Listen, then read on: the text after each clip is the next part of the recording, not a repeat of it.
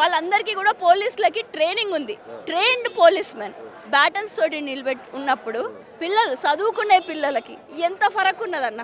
నువ్వు పోలీసులని ముందు పెట్టుకొని వాళ్ళని పార్లమెంట్ లోపలికి నువ్వు వస్తే మళ్ళీ ఎంపీలని ఎక్కడ ప్రశ్నిస్తారు అని చెప్పేసి వాళ్ళు భయపడి పోలీసులని అడ్డుగా పెట్టుకొని వాళ్ళు ఒక గూండాగిరి చేసిళ్ళు పోలీసులతోటి.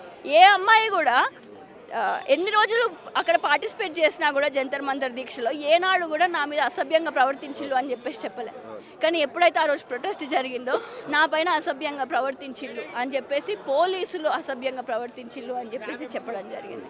పోలీసుల వెనకాల కూడా మళ్ళీ బజరంగ్ దళ్ ఉన్నటువంటి వీడియోస్ కూడా మనం చూసినాం. So all these videos during the protest, ఆ ప్రొటెస్ట్ జరిగినప్పుడు ఎంత పీస్ఫుల్గా చేద్దాము అని చెప్పేసి విద్యార్థులు చూస్తే దాన్ని అంత శాంతి భద్రతలు ఉల్లంఘించింది అక్కడ ఉన్న పోలీసులు. సో మనం ఇదన్నిటినీ కూడా ఒకప్పుడు మనం మోడీని ఛాయలు అమ్ముకున్న మోడీ అని అన్నాం కదా, ఇప్పుడు పేపర్లు అమ్ముకుంటున్న మోడీ. మరి జవాబుతనం ఎవరు చెప్తారు ఇప్పుడు?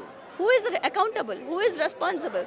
సో ఫస్ట్ అడుగుతున్నటువంటిది నిన్న ఇప్పుడు నరేంద్ర మోడీ ఏమని చెప్పింది నిన్న రాత్రి 12 గంటలకి ఒక ప్రధానమంత్రి అయ్యుండి ప్రెస్ ముందు అఫీషియల్గా చెప్పకుండా వణుకుతూ నిన్న రాత్రి టెలిప్రాంప్టర్ని ముందు పెట్టుకొని 2 నిమిషాలు, అది కూడా ఏమని చెప్పినావు, fast track కోర్టా?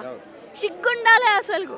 Fast track court నీకు 2 నెలల తర్వాత ఇంతమంది పిల్లలు కూడా హంగర్ స్ట్రైక్ చేసిన తర్వాత 12 ఏళ్ళ అమ్మాయి కూడా నీకు ఆడ హాస్పిటల్లో పడ్డ తర్వాత ఇప్పుడు నువ్వు ఫాస్ట్ ట్రాక్ కోర్టు అని అంటావా?